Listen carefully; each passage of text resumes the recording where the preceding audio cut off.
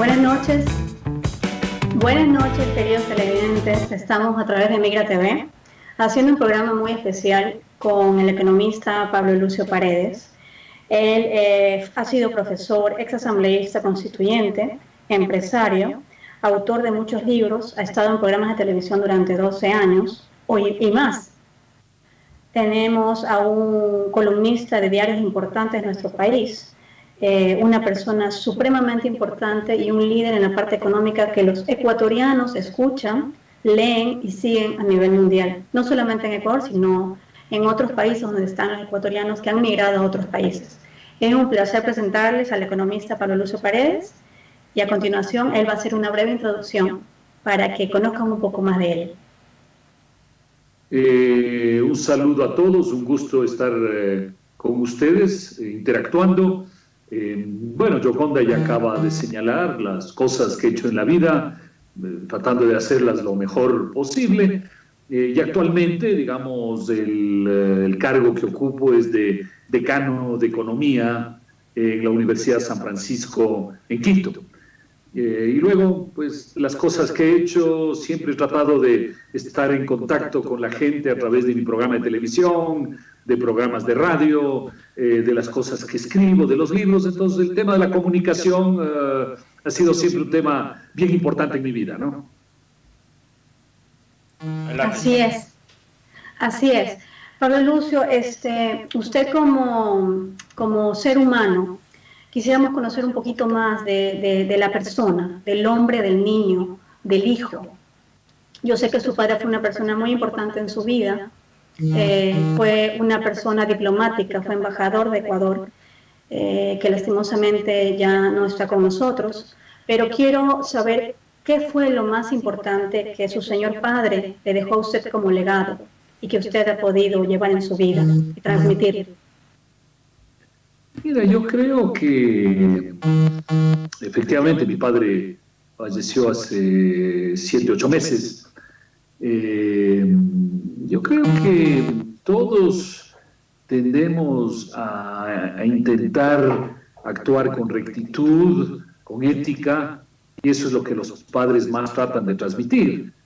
Lo que yo puedo, digamos, poner de relieve en el caso de mi padre es que él efectivamente, a pesar de tener cargos importantes y una serie de cosas, él siempre fue muy estricto en ese aspecto, ¿no? Cuando él falleció, yo escribí en el diario Universo sobre el tema y comentaba que, por ejemplo, cuando a mí me tocaba a los 18 años hacer el servicio militar, como la mayor parte de gente, pues yo dije, caramba, no quiero hacer el servicio militar, voy a tratar de evitarlo. Y fui donde él. Y le dije, mira, tú en este momento eres canciller del Ecuador, eres ministro de Relaciones Exteriores, es una persona con muchísimos, obviamente, contactos dentro del gobierno. ¿Por qué no me ayudas y le llamas al ministro de Defensa y le dices que me ayude a no hacer el servicio militar? Y yo creo que mucha gente lo hubiera hecho y hubiera encontrado natural hacerlo. Decir, bueno, le doy una mano a mi hijo y ya está. Y mi padre me dijo, no, mira, si a ti te toca hacer el servicio militar, lo haces, pero yo no voy a utilizar mis amistades, mis influencias para hacer algo que tú tienes que hacer. Entonces en la vida hay que hacer las cosas y no estar utilizando las palancas, las influencias. Si mañana vas a una fila a sacar un documento, no es porque te conocen o porque pasa ahí cerca alguien conocido que tú tienes que aprovecharte para pasar delante de la demás gente. Si te toca hacer la fila, haces la fila, ¿no? Entonces yo creo que él me enseñó eso, a que el comportamiento, digamos, recto, no es una cosa teórica, sino es una cosa práctica, que uno tiene que practicarla en todas las ocasiones de la vida, ¿no? Y eso les digo yo siempre a mis alumnos en la universidad y en otras partes, miren, hay que tratar de actuar con rectitud en la vida, y eso uno lo aprende desde muy joven, en pequeñas cosas, ¿no? Que ya te digo, tienes que hacer un trámite y lo haces. Alguien viene el policía y te dice, vea, deme una platita para unas cervezas y no le voy a sancionar. Bueno, tienes que aceptar que si tú hiciste algo mal, pues tienes que tener la sanción que te corresponde. Entonces yo creo que esa es una cosa que además es muy importante en la sociedad ecuatoriana, que aprendamos actuar rectamente y a ser responsables de las cosas que hacemos para bien o para mal. Y no es tan fácil, ¿no? No es tan fácil, hay que, como te digo, practicarlo en todos los actos de la vida, ¿no? Así es, Pablo Lucio, no es tan fácil. Y ahora justamente que usted ha tocado el tema de la ética, los valores, los buenos principios que se dan generalmente en casa, y generalmente son nuestros padres los que nos inculcan con las personas que están a nuestro cargo, ¿no? No todos tenemos la bendición de tener un padre y una madre en casa, muchos tienen a sus abuelos u otros familiares, u otras personas que son las tutoras y los que acompañan a las personas en el largo de su vida. ¿Usted qué opina de la situación de Ecuador actual que está viviendo con el asunto de la corrupción que se ha visto reflejada durante los años del Correato y muchos de los casos que fueron un rumor ahora se están dando o se están planteando ya a otros niveles?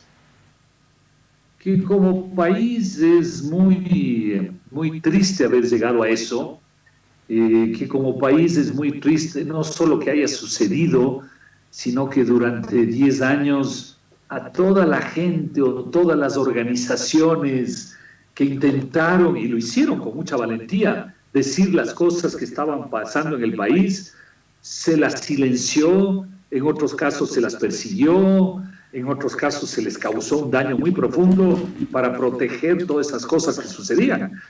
Entonces, como sociedad ecuatoriana es muy triste, ¿no? Pero yo siempre creo que en la vida hay que mirar hacia el futuro, tomando las lecciones del pasado, y no quedarse en el pasado. Y entonces yo creo que ahora lo importante es que la sociedad ecuatoriana aprenda de esto que ha sucedido, para que en el futuro estas cosas no se repitan, porque al final, como se construye una sociedad, es responsabilidad de los ciudadanos, no únicamente de los líderes o de los políticos, ¿no? Sino de todos los ciudadanos. Entonces espero que hayamos aprendido. Mira, muchos de nuestros compatriotas en el mundo tendrán relación ahora con los venezolanos que están saliendo masivamente venezolanos y se encontrarán con ellos en la vida diaria, ¿no es cierto? Y ahí sucede lo mismo. Los ciudadanos han permitido durante 15, 20 años en Venezuela que sucedan las cosas que hoy han llevado a la situación donde tantos venezolanos han tenido que emigrar. Y entonces la lección es hacia el futuro y al presente también en Venezuela, que la gente no acepte que vuelvan a repetirse estas situaciones humanamente tan graves, ¿no? Entonces es el tema más importante, que todos aprendamos de las lecciones del pasado. Y hay esta famosa frase tan repetida, ¿no es cierto?, de que el ser humano es el único que tropieza varias veces en la misma piedra. Y así sucede también con las sociedades, ¿no? Repetimos las cosas, pero bueno, ojalá repitamos menos al menos, ¿no? Y repitamos mejor, mejoremos. Así es. En algún lugar yo leí que justamente lo que necesitaba el país era gente inteligente y recta, ¿no? Para lograr, en los cargos importantes, para lograr cambios de fondo. Yo creo que se necesitan dos cosas, Yoconda. Se necesitan a una líderes, mejores líderes, pero también se necesitan mejores ciudadanos, porque si no caemos un poquito en lo mismo, que es de decir, bueno, lo que yo quiero que haya un mejor líder que me arregle las cosas. Las cosas no se arreglan solo porque hay un mejor líder, es porque hay mejores ciudadanos. Si no, siempre estamos esperando que alguien nos dé resolviendo nuestros problemas. Y esa es una de las grandes cosas de América Latina. No podemos simplemente creer que vienen unos líderes que tienen la gran sabiduría y ellos resuelven las cosas. No, los ciudadanos resolvemos las cosas también desde nuestra vida diaria, y eso es una gran responsabilidad que debemos tener en América Latina. Mira, es como otro tema que se ha discutido mucho, en particular en estas semanas del Mundial de Fútbol, que en definitiva a América Latina no le ha ido tan bien, no le ha ido muy bien. Y una de las cosas que la gente comenta mucho es la tendencia que tenemos en América Latina, y el Ecuador también, a echar la culpa a los demás, ¿no? Que es de decir, me fue mal por tal cosa, en el fútbol me fue mal por culpa del árbitro, y ahora que hay el sistema electrónico del VAR en el Mundial, entonces algunos dicen, me fue mal porque el VAR me sacó alguna cosa y me hizo perder. es esa tendencia mala a echar la culpa a los demás. Y ese, te digo, es un tema muy fuerte en América Latina que tenemos que superarlo. Tenemos que aceptar que cuando hacemos bien, está bien, nos beneficiemos, y cuando hacemos mal, aceptar que lo hemos hecho mal y aceptar las responsabilidades, pero como te digo, no echar la culpa a los demás. Entonces son todas esas cosas que son muy importantes, no solo a nivel de los líderes, sino a nivel de las personas en una sociedad. Así es, Pablo Lucio, usted está supremamente correcto en lo que está diciendo.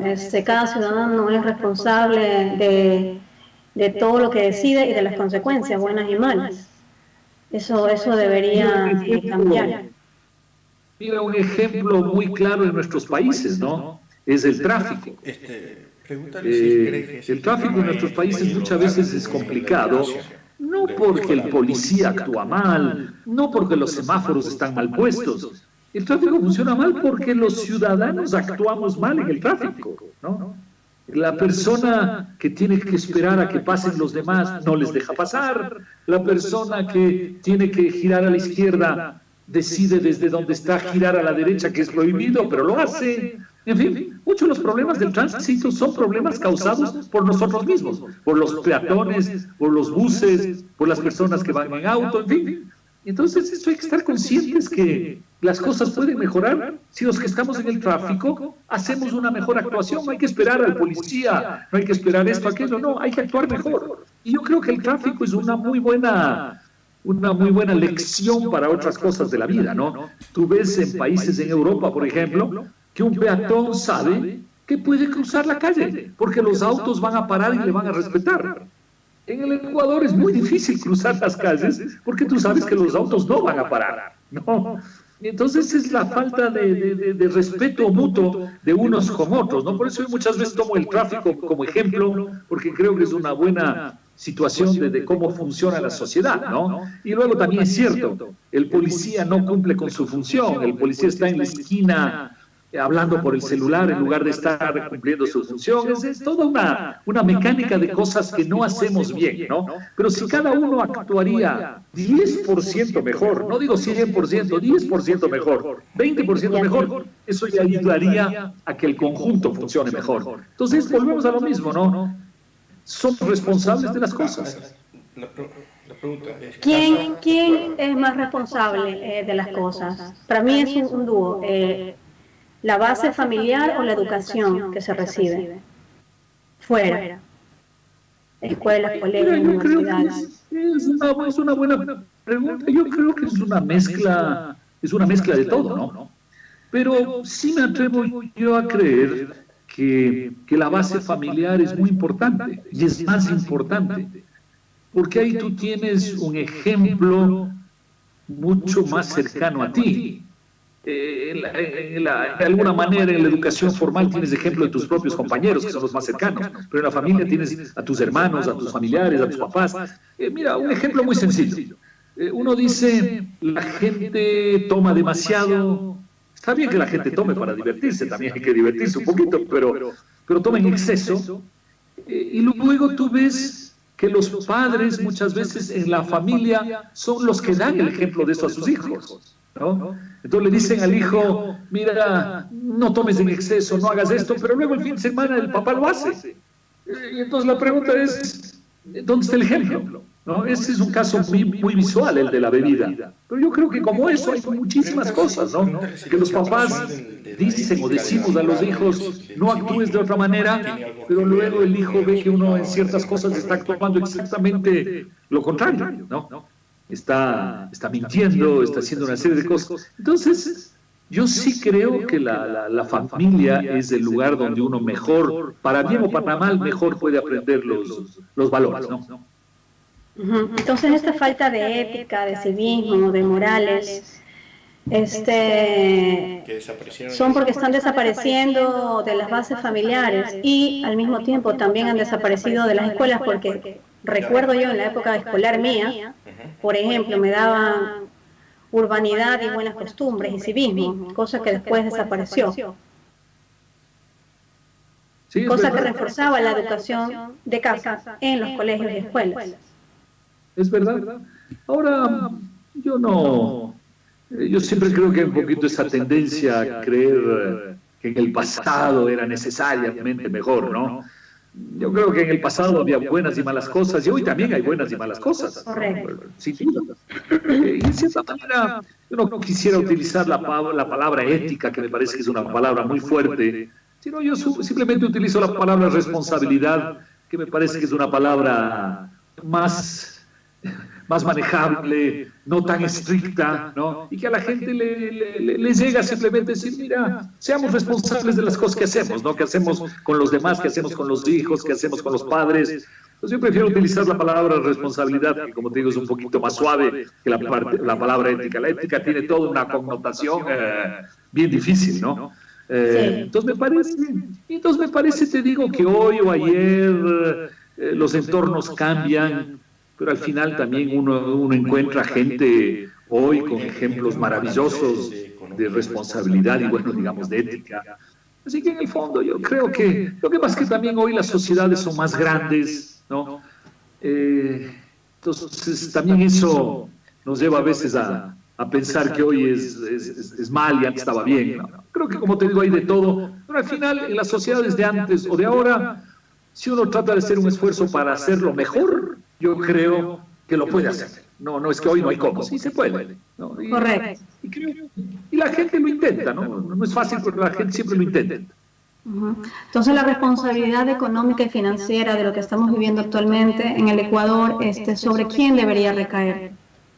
A ver, es una muy buena pregunta. Mira, lo que sucedió en los últimos 10 años en el Ecuador es muy sencillo.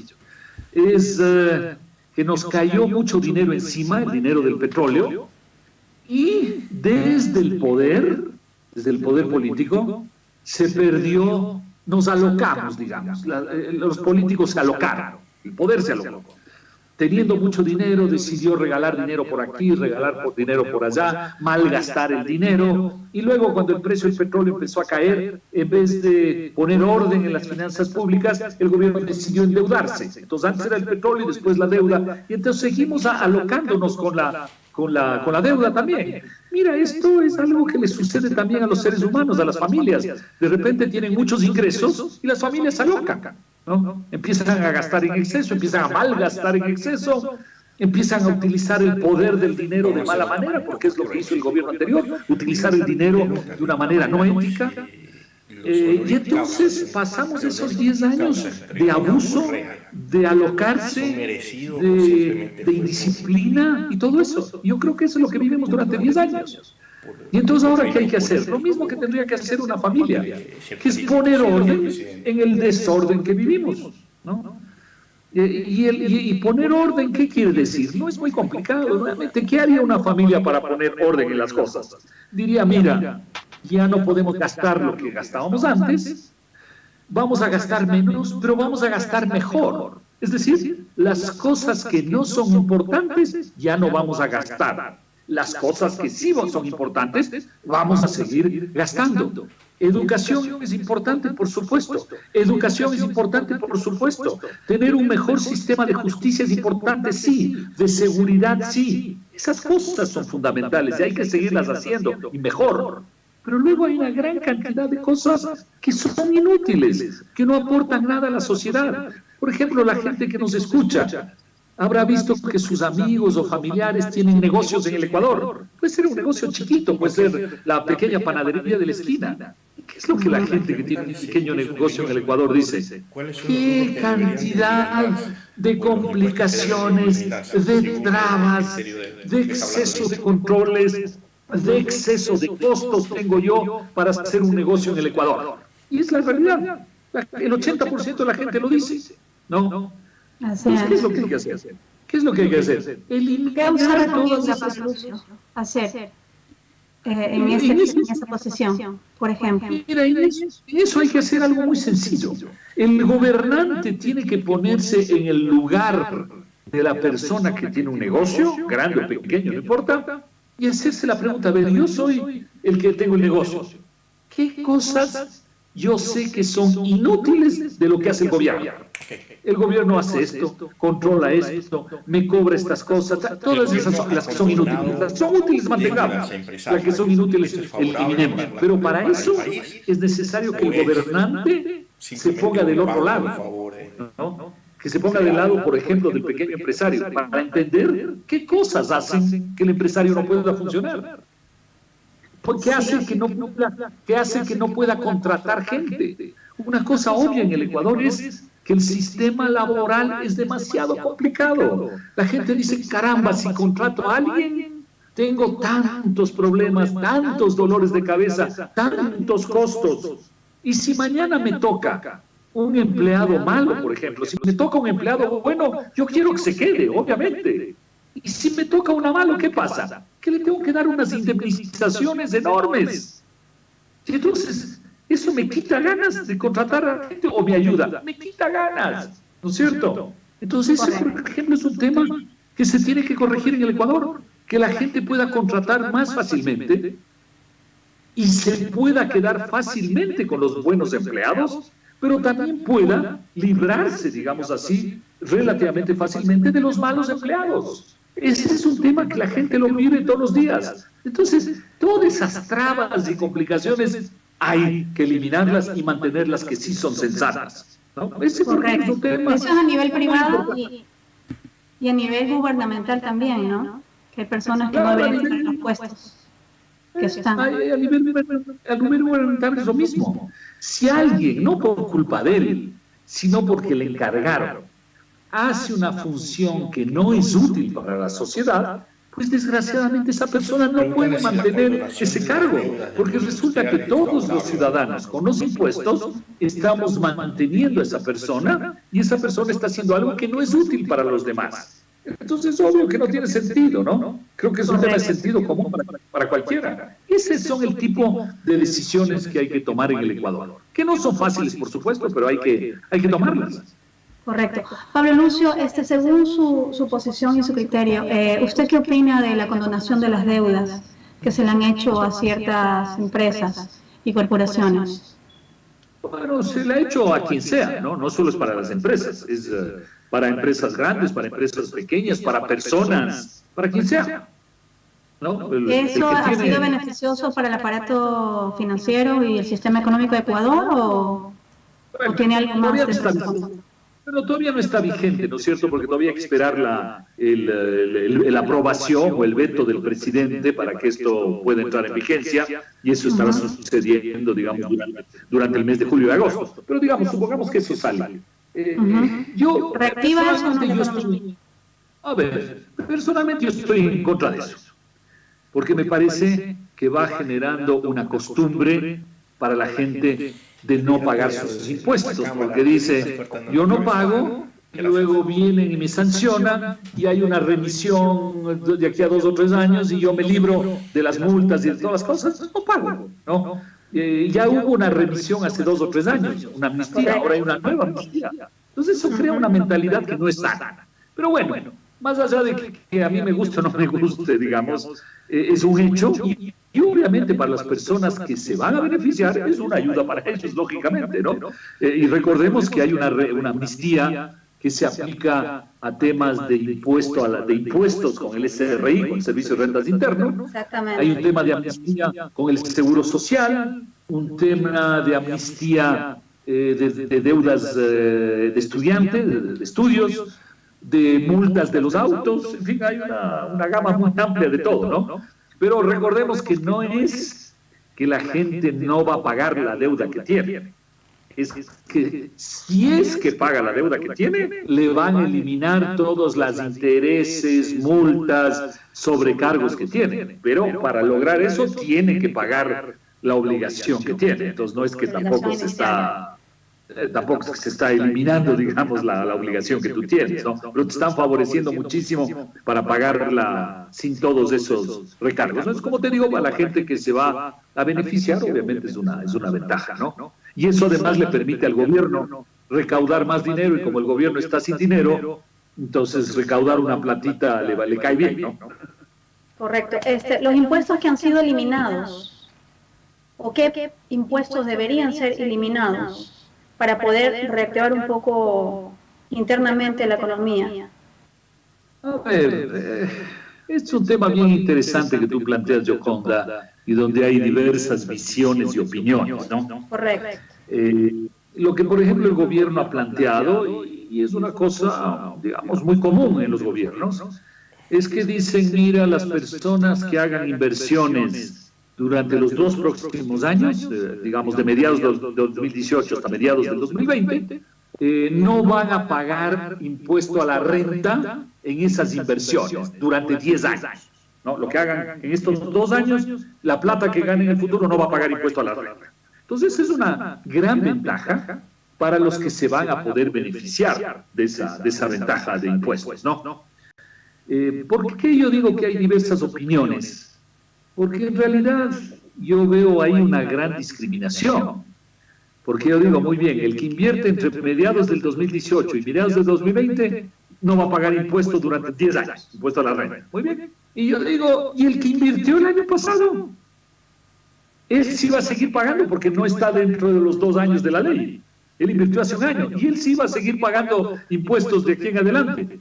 ¿Y entonces por qué el que hizo el año pasado sí paga y el que lo va a hacer ahora con la ley no va a pagar impuestos en el futuro? O el que invierte en el año 2022, que ya es pasada, digamos, la vigencia de esto, él también va a pagar impuestos. Entonces, me parece que es una discriminación.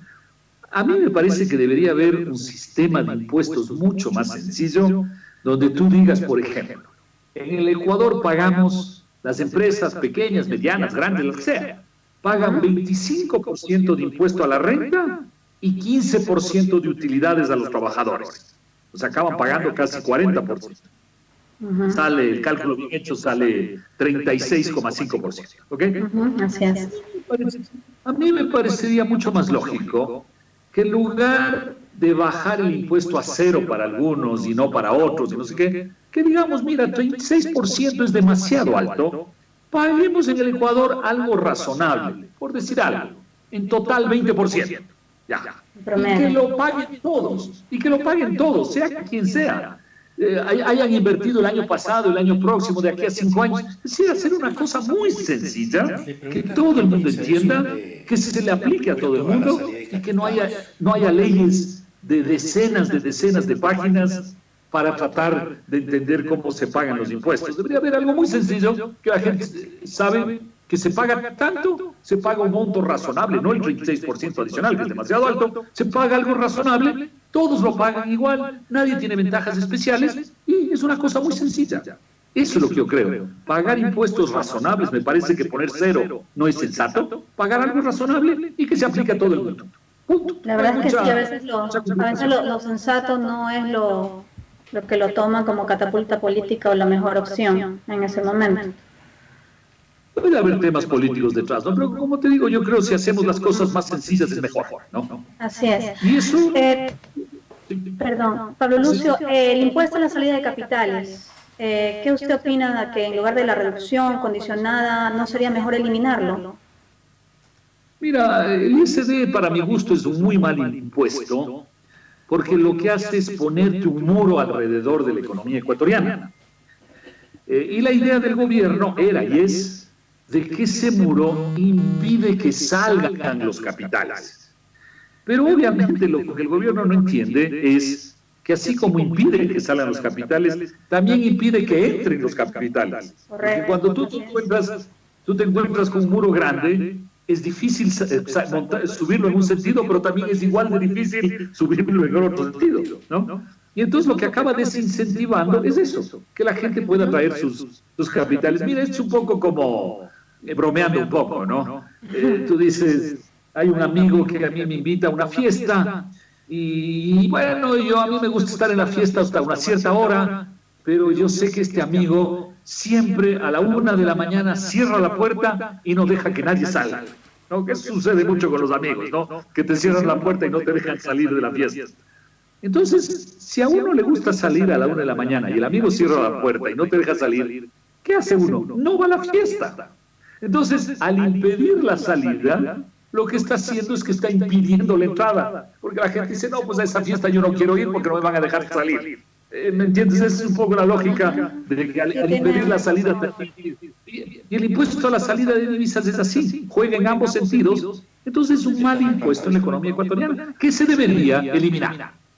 Se debería eliminar y no va a pasar nada malo. Más bien yo creo que van a pasar cosas buenas en el Ecuador. Se debería, exactamente, yo opino, apoyo lo que se está diciendo, me parece que es obvio, no es tan fácil.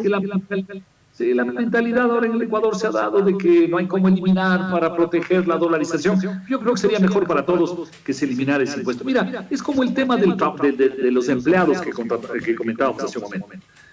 Generalmente los gobiernos tienden a dificultar el despido de los trabajadores. Pero ¿qué es lo que sucede? Que al dificultar en exceso el despido, tú también acabas dificultando en exceso la contratación. Correcto. Entonces, juega exactamente lo mismo. Complicar la salida es complicar también la entrada. Y la verdad y el crecimiento, que es lo que se estanca en esos casos. Claro. Y como te decía hace un momento, ningún empresario tiene como filosofía despedir a sus buenos trabajadores. Un empresario quiere quedarse con los buenos trabajadores. Pero hay esa idea distorsionada de que todo empresario lo que quiere es despedir a los trabajadores. No, él quiere tener más empleados y buenos. ¿No? Pero al complicar los movimientos, acabas complicando la contratación. Con el ISD sucede lo mismo, por eso decía, lo más lógico sería que se elimine el ISD, pero no va a suceder. Economista Pablo Lucio, ¿cómo logramos que el IES no siga desfinanciándose? Ese es un tema de largo plazo bien importante en el Ecuador, porque desgraciadamente por diversas cosas que hicimos hace 30 años, hace 20, hace 15 y sobre todo en los últimos 10 años, el sistema de jubilación en el Ecuador es un sistema que tiene muy poco patrimonio y como tú dices, ese patrimonio está disminuyendo, es decir, nos estamos descapitalizando. La única solución es que los ecuatorianos nos sentemos, ¿no?, y reflexionemos en cómo arreglar el sistema en el Ecuador. ¿Cómo arreglarla? Por ejemplo, como economista y con su experiencia, ¿qué es lo que usted sugiere? Mira, yo creo que podríamos en el Ecuador ir hipotéticamente a un sistema como el sistema chileno, que es un sistema de capitalización individual con solidaridad. Me parece difícil en el Ecuador. Todas las cosas que al menos tenemos que hacer en el Ecuador, es, uno, que la gente tenga un mínimo de libertad para manejar su jubilación. Es decir, quizás una parte manejada por el IES, como sucede ahora, pero otra parte manejada con mayor libertad por las personas. Eso es fundamental. Una segunda cosa que aunque no nos guste debemos aceptar es que la edad de jubilación en el Ecuador va a tener que subir de 60 años a 65 años paulatinamente. No es un asunto que tiene que suceder de un día para otro, pero es un asunto que paulatinamente tiene que irse dando en el Ecuador. Una subida, porque es lógico, la gente cada vez vive más, y entonces hay que ir adaptando también la edad de jubilación a esa situación, digamos, demográfica, ¿no?, de mejoría de la esperanza de vida de la gente. Y una tercera cosa que vamos a tener que hacer inevitablemente es que vamos a tener que aportar más al sistema, ya sea directamente al IES, ya sea a través del gobierno, y el gobierno nos pide plata a nosotros mismos, así que es el mismo bolsillo, digamos. Vamos a tener que combinar esas cosas, ¿no? Entonces, un poco de algo de libertad al menos, un cambio en la edad y un cambio en los aportes, por ahí hay que encontrar una combinación que sea razonable. Pero mira, lo más importante es que los ecuatorianos nos sentemos a discutir el tema, porque a veces los gobiernos en el Ecuador tienen la tendencia a enviar al Congreso estas famosas leyes emergentes, donde dice, o leyes urgentes, perdón, donde le dan al Congreso 30 días para decidir sobre la ley. No hay tiempo en 30 días de pensar, de discutir, de reflexionar, de hacer bien las cosas. Claro. Entonces, por ejemplo, la última reforma que se hizo a la Seguridad Social, que fue muy mala, que se le hizo hace 2 o 3 años, o 4 años, bueno, por ahí más o menos, se la hizo como ley urgente de 30 días y se liquidó el tema. La barbaridad. Entonces es un tema que no lo tenemos que resolver en 30 días. Tenemos que darnos tiempo los ecuatorianos para reflexionar y mejorar el sistema luego de haber reflexionado. Mira, yo siempre me acuerdo cuando estuve en la Asamblea Constituyente de Montecristi, que vino a vernos un alemán, un experto alemán, y nos contó cómo habían reformado la Constitución en Alemania, ¿no? Entonces, ¿qué sucedió en Alemania? Y después le comparamos con el caso ecuatoriano. Primero, durante 2 años, las universidades, los trabajadores, en fin, no, estuvieron reflexionando sobre los temas de la nueva Constitución. 2 años de reflexión. Luego hicieron una asamblea de 2 años para discutir esos temas. Y luego llevaron a votación de la gente. Pero solo votaron cuando las encuestas y diversos mecanismos mostraban que el 75% de la gente sabía lo que había en la Constitución, ¿no? Entonces, 2 años de reflexión, 2 años de discusión, y luego un proceso de que la gente sepa lo que hay, y ahí la gente fue a votar por la Constitución. Mira lo que sucedió en el Ecuador. Decidimos hacer la constituyente y no hubo ningún periodo de reflexión. Nadie preparó nada, no hubo nada. Luego la constituyente duró 8 meses y 1 mes después se hizo la votación. Entonces, ¿ves tú la diferencia del proceso en el un caso y en el otro caso, ¿no? En el uno al apuro para ya sacar una nueva constitución, en cambio el otro proceso meditado, hecho y logrando que la gente entienda lo que tenía la Constitución antes de pasar a votar por esa Constitución a favor o en contra. Entonces, ese, por ejemplo, es un ejemplo de cómo hay que llevar bien las cosas y hay que hacerlo. Y no es tan difícil, es cuestión de querer. Claro, el problema es que la persona que lo lideró, ya sabemos hacia qué iba, ¿no? Y cuál fue su base. Esa constitución es un copy-paste de constituciones de otros países que no les ha ido muy bien. Pero también hay que ser justos, que cuando hemos hecho otras constituciones, también le hemos hecho un poco de la misma manera, ¿no? Al apuro, con alguien que estaba empujando las cosas en cierta dirección. Entonces, hacer una costumbre en el Ecuador de hacer constituciones mal hechas. Por eso, amigo, deberíamos tomar el ejemplo de los alemanes, que lo hicieron con más tiempo, pero de una manera mucho más sensata, ¿no? Y Pablo, si usted supo que esta constitución estuvo aprobada una temporada, unos meses antes de que fuera puesta en Montecristi, aprobada por la Asamblea. A ver, yo no creo que es tanto como que ¿Qué ya hay de ese rumor? No, mira, yo estuve ahí y lo que sucedió en realidad es que como Alianza País tenía la mayoría en la Asamblea, ellos decidieron ir moviendo las cosas en la dirección que ellos querían, ¿no? Yo siempre recuerdo que en alguno de los debates, justamente sobre el tema de la seguridad social, estábamos empezando a discutir, y entonces yo pedí la palabra y dije algo, alguna cosa, y una media hora después volví a pedir la palabra para seguir discutiendo, en fin. Y una de las asambleístas del país, al cabo de mi segunda intervención, dijo: la verdad es que yo no sé para qué discutimos.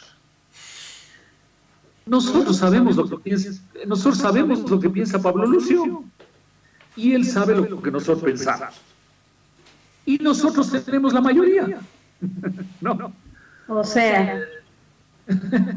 Entonces, yo les dije: entonces perfecto, suspendamos la reunión, dejemos de discutir y nos vamos, como esto en Manta, bueno, en Montecristi, cerca de Manta, vamos a la playa, vamos a cualquier cosa, porque si no quieren discutir, entonces ya está decidido, vamos nomás a la playa, ¿no?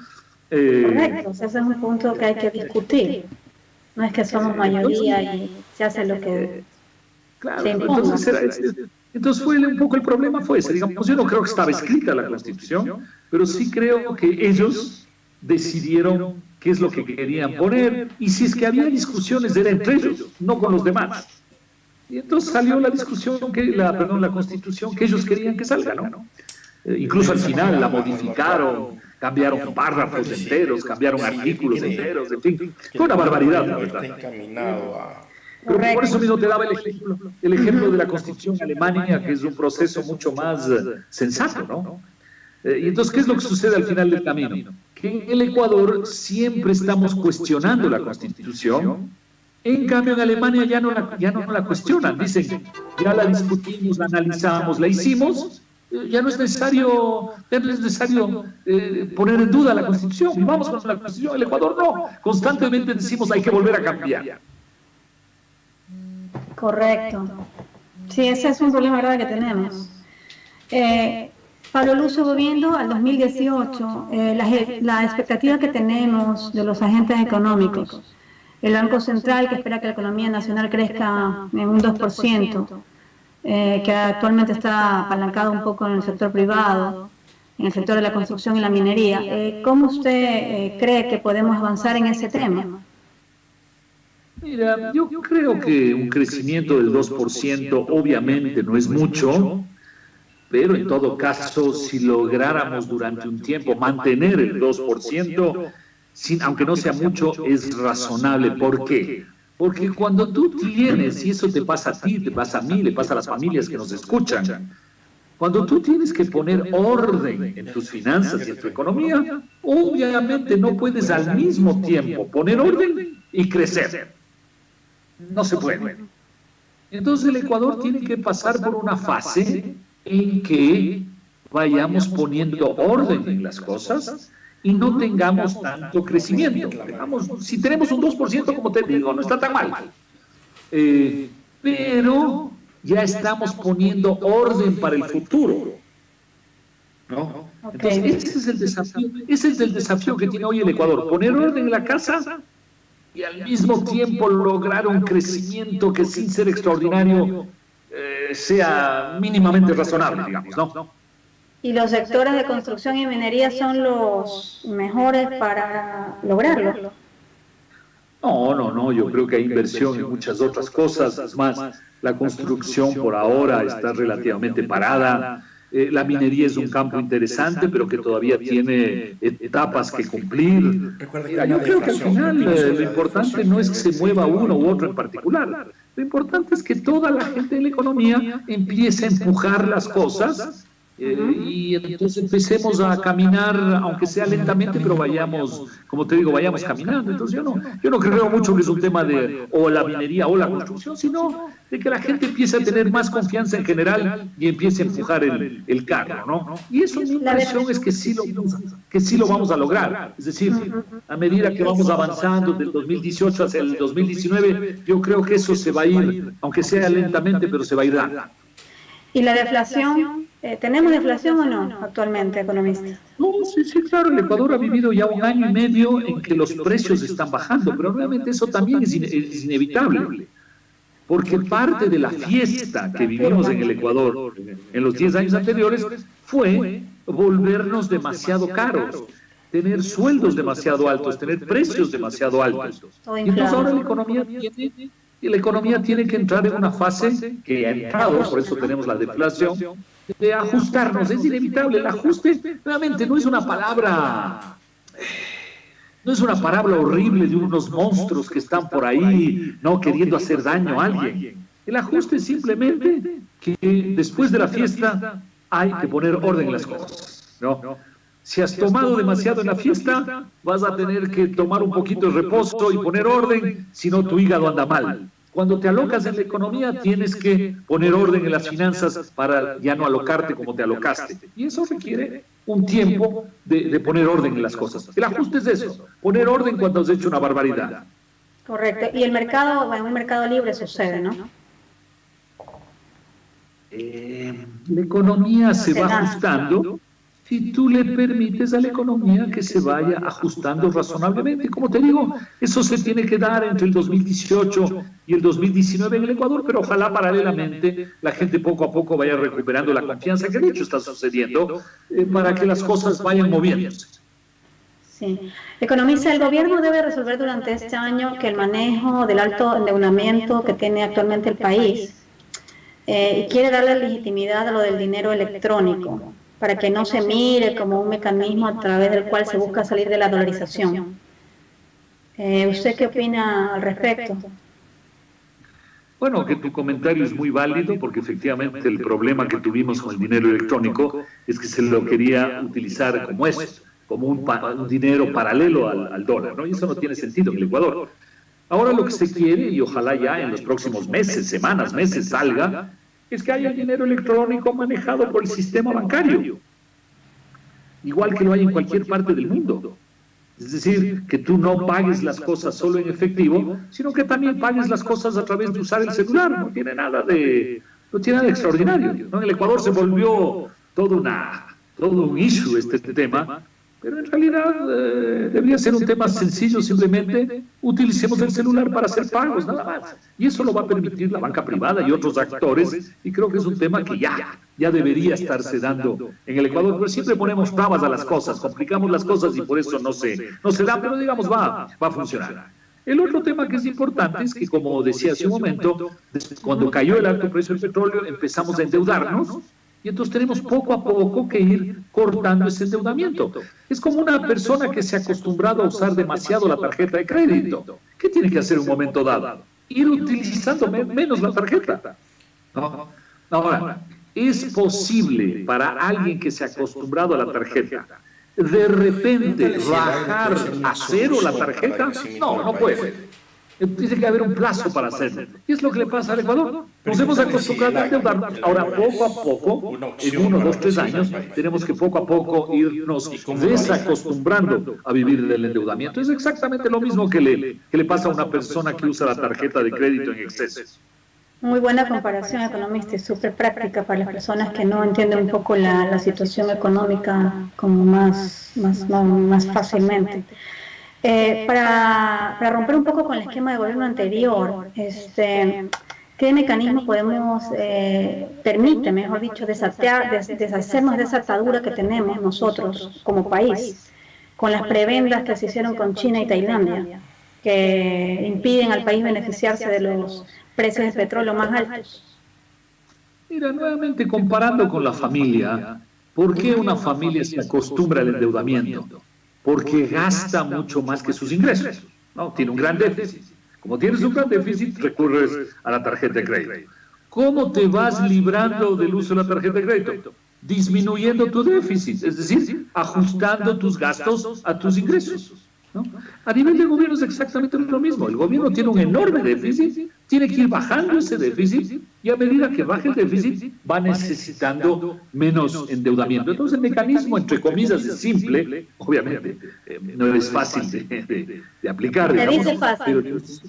Pero decirlo es fácil, aquí es muy fácil decirlo, pero en definitiva es eso, ¿no? Que tú tienes que ir bajando el déficit y por ende vas bajando tus necesidades de financiamiento. No hay más que eso, y hay que hacerlo. Así sea difícil, hay que hacerlo. Economista, ¿le parece a usted que el gobierno del señor Lenín Moreno está haciendo las gestiones correctas para lograr ese objetivo? Desinflar un poco el gobierno. Mira, yo creo que el gobierno ha venido haciendo esfuerzos muy insuficientes desde hace un año, pero al menos la nueva ley, que está por salir, digamos, ¿no? Como dijimos, es una ley que le pone la obligación de ir bajando el déficit en los próximos años. Entonces, ya en principio, si se respeta la ley, ya no es un tema de si quieres o no quieres, si lo haces o no lo haces, sino que la ley te obliga a hacerlo, ¿no? Entonces, en ese sentido, que el propio gobierno se haya impuesto ese programa de ir reduciendo el déficit, me parece que es importante. Ahora, obviamente, lo siguiente importante es cumplir la ley, ¿no? Ese es el otro asunto. A veces en nuestros países tenemos leyes, pero no cumplimos las leyes, ¿no? Entonces, bueno, ya está la ley, ahora hay que cumplirla. Y si se cumple, yo creo que hay un cierto esfuerzo del gobierno para ir ajustando el déficit, ¿no? Entonces sí creo que está bien, digamos, dentro de lo razonable está bien. Podría ser mejor, pero tampoco en la vida uno puede andar pidiendo las cosas perfectas, hay que pedir lo razonable, ¿no? Sí, oiga, y Lenín Moreno, que creó vía decreto ejecutivo ese Comité Estratégico para la Promoción y Atracción de Inversiones, ¿cómo cree usted que ha venido trabajando hasta ahora? Mira, yo en general no creo mucho en este tema de los comités, de los gobiernos y esas cosas. Yo creo que más importante para la gente es que haya un buen entorno en la economía, que la gente tenga leyes que entiende, que la gente sepa que no van a cambiar las leyes constantemente, que la gente sepa que hay un sistema judicial que funciona, que de tal manera que si yo mañana tengo un problema pueda ir a la justicia a resolver ese problema. Esas cosas me parece a mí más importante que el que haya o no haya comités, ¿no? Los comités se reúnen y, bueno, tampoco es que pase mucho, ¿no? Entonces, lo más importante es que haya un entorno donde la gente quiera invertir más allá de los comités. Listo, economista. El agro ecuatoriano, según su posición y lo que usted ha venido viviendo y analizando, ¿qué puesto tiene? ¿Clave o no para el crecimiento a mediano y largo plazo del Ecuador? Mira, el Ecuador es un país sustentado en productos agrícolas, o agropecuarios, en fin. Nuestros principales productos de exportación son el banano, el camarón, las flores, el café, el cacao. Entonces, no, son nuestros productos, es lo que sabemos hacer. Y se van agregando otros, se agrega la tilapia, y se agrega la piña, y se agrega una cantidad de cosas, que son productos agropecuarios, ¿no? La pesca, el atún. Entonces, eso es lo que sabemos hacer. Entonces, tú cuando sabes hacer algo, obviamente tienes que aprovecharlo, lo que sabes hacer. Lo que tenemos que hacer, obviamente, es ir subiendo en calidad, ¿no? Si hacemos buen banano, hacer mejor. Si tenemos buen pescado, hacerlo mejor. Ir agregándole valor. Mañana no solo vender el pescado así en bruto, sino vender el pescado con salsa, no sé, con salsa blanca y yo qué sé. Con champiñones, ¿no? Que ya lo tienen. Por ejemplo, exactamente, le agregas los champiñones, le pones unas frutitas ahí también, y ya pues. Entonces tienes que ir subiendo en la escala de calidad para que la gente te vaya comprando más y te vaya pagando más. Las dos cosas son bien importantes, es vender más, pero también vender productos más caros. Por ejemplo, otro tema atractivo en el Ecuador es el turismo. Tú tienes que traer más turistas, pero también tienes que traer más turistas que estén dispuestos a pagar más. Por ejemplo, un turismo solo de mochileros, lo que se llama los mochileros, ¿no? Es un turismo interesante, pero en general no te deja mucho porque los mochileros gastan muy poco, ¿no? Entonces tú también necesitas atraer a otro tipo de turista que gaste más. Correcto. Que vaya a otros restaurantes, que gaste más, que compre ropa, que compre cosas, ¿no? Que compre artesanías, yo qué sé. Entonces, ese es el desafío, es vender más, pero que la gente también te pague más por tus productos, porque la gente dice, yo reconozco que hay calidad en esos productos, estoy dispuesto a pagar más, ¿no? Entonces, por ejemplo, que la gente pague más por este famoso pescado con salsa, con champiñón, con frutas, qué sé yo, ¿no? Ese es el gran desafío que tenemos en el sector agropecuario en el Ecuador. Claro, es el valor agregado, ¿no? Tal vez los productos no tradicionales también están saliendo. Esa es la palabra correcta, el valor agregado, sí. Economista, ya para cerrar la entrevista, la deuda que tiene el Estado con el IES del 2001 al 2017 de 2.880 millones de dólares. Según el Ministerio de Finanzas, bueno, todavía están definiendo el monto, ya se definió. ¿Qué es lo que debería hacer el señor presidente Lenín Moreno para cerrar eso a favor de los ecuatorianos? Claro. Mira, todo esto a favor de los afiliados, ¿no? Correcto. Lo que tiene que decidir es que ese dinero el gobierno le debe al IES y como obviamente no le puede pagar 2.800 millones de dólares de un día para otro, hacer un convenio para que el gobierno le vaya pagando poco a poco ese dinero. Pero que sepan los afiliados que ese dinero es una deuda que se va pagando. El problema es no querer reconocer lo que se debe. Lo que se debe hay que reconocerlo y hay que pagarlo, punto. No hay más misterio tampoco, ¿no? El caso de todos los productos que bueno, básicamente nosotros somos petroleros, ¿no? La subida de petróleo que se daba para este año de entre 50 y 60 dólares el barril y que se contó con ello para hacer un ingreso adicional y que en ciertos momentos se dio, ¿no? La subida. ¿Se ha sabido manejar o no? Y redistribuir.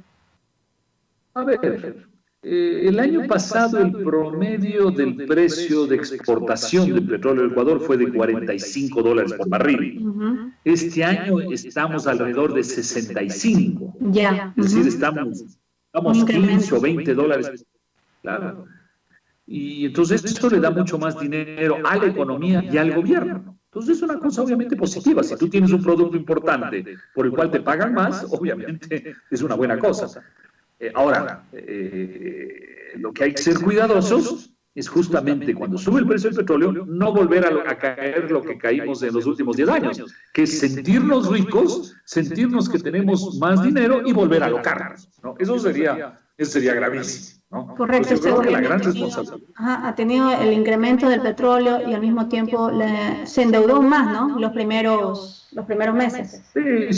Sí, claro, pero digamos, el tema es que seamos más sensatos y no volvamos a repetir los errores del pasado. Eso yo creo que es el tema fundamental. Pablo Lucio, ¿usted está de alguna forma vinculado con el gobierno actual, en algún tipo de asesoría o vía columna? ¿Tiene algún tipo de acercamiento? Bueno, yo siempre hago mi trabajo de comunicación lo mejor que puedo para ser útil. Tuvimos una reunión que fue pública con el presidente de la República y otros tres economistas en el mes de enero. Nos reunimos con todo el equipo de gobierno, ahí les transmitimos algunas ideas. Y bueno, luego como uno conoce gente en el gobierno, siempre está tratando de ser útil en transmitir ideas, ¿no? Pero como te decía, hay gente que dice...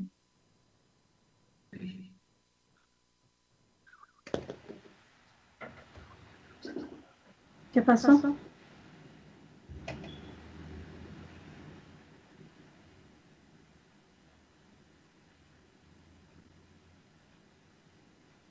Se cortó.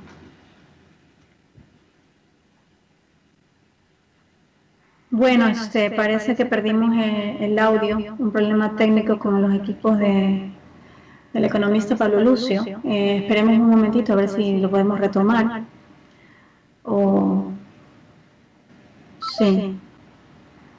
Sí. Estoy al aire. Ok. Esperemos un momentito para ver si logramos reconectar con el economista y hacer ya el cierre de la programación. Si no, lastimosamente me tocará hacer a mí el cierre en este momento para el economista, que estoy seguro. Ok.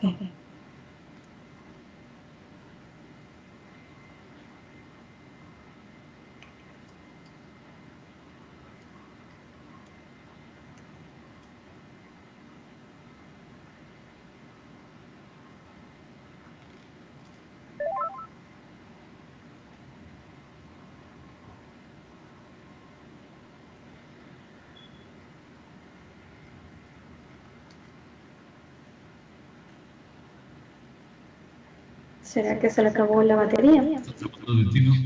Ahí lo escuché.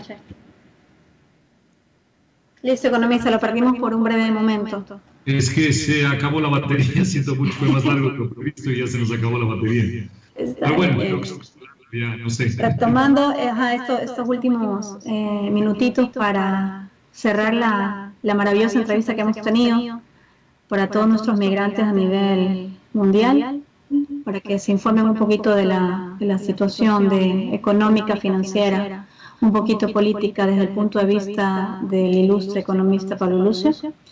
Continuamos con él en este momento. Sí, bueno, estaba diciendo que hay gente que dice que el precio del petróleo puede volver a subir otra vez a $100. Yo no sé si sucederá o no sucederá, pero eventualmente puede ser. Y como te digo, la lección es no volver a alocarse, ¿no? Los precios cuando suben mucho acaban cayendo también, entonces no hay que alocarse nomás. Ese es un tema fundamental que le pasa a mucha gente, ¿no?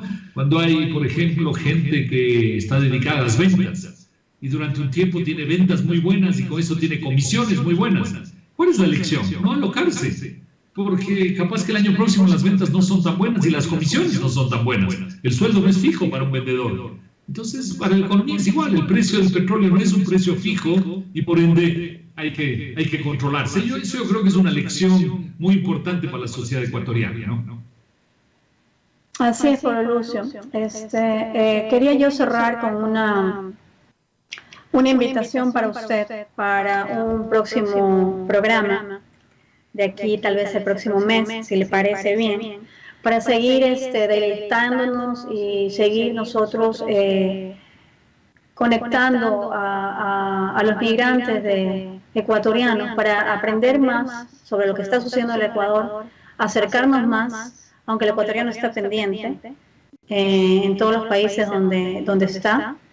Sabemos porque nos escriben de diferentes países, quieren saber más de qué es lo que está sucediendo realmente de fondo en la economía de Ecuador, en la situación política del Ecuador y cómo las personas comunes pueden ayudar a poner su granito de arena para salir adelante, estando dentro de Ecuador y muchos más los que están afuera. ¿Qué les recomienda a esas personas que están fuera del país? Voy a ser muy breve, muy breve, porque veo que nos está fallando el sistema otra vez. Ya nos falló. Y bueno, solo quiero decirte que estoy a las órdenes cualquier momento, ya hemos tenido una conversación larga, estoy a las órdenes cualquier momento, mando un abrazo a la gente y espero poder ahora en otra oportunidad ser útil. Y como te digo, ya está fallándonos el sistema, así que quedemos ahí, pero estoy a las órdenes cualquier momento y a la gente que está en el mundo, los ecuatorianos, les mando un gran abrazo. Muchísimas gracias, economista, por su tiempo el día de hoy. Y queridos televidentes, nos despedimos la transmisión del día de hoy de aquí en Migra TV, en este programa Entre Nos, conmigo, Yoconda Ponte. Los espero la próxima semana, tendremos un programa bastante interesante, también en el sector financiero, con otro economista que trabaja un poco a nivel internacional, ya en Estados Unidos. Sabrán un poquito más al detalle. Póngale un like a la transmisión, por favor. Y por favor, compártanlo en el momento que lo vean con sus amistades y familias. Tengan muy buenas noches todos.